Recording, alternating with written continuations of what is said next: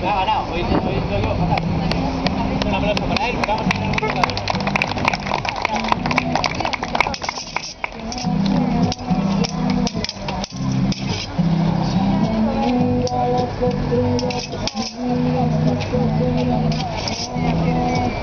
Bueno, ahora tenía suerte yo.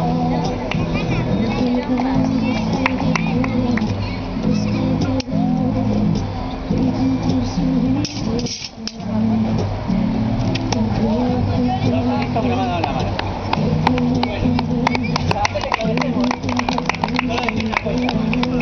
Todos pensamos en este tipo de prima de esta forma.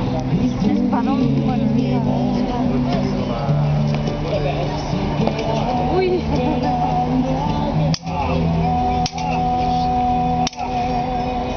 Bueno, eso es una chorrada. Porque si yo hago esto, se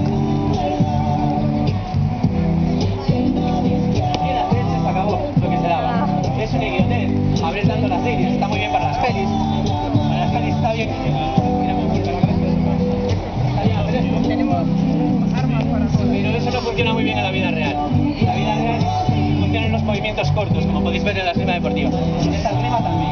Ahora vais a ver la esgrima deportiva y luego si queréis podéis probar de todo.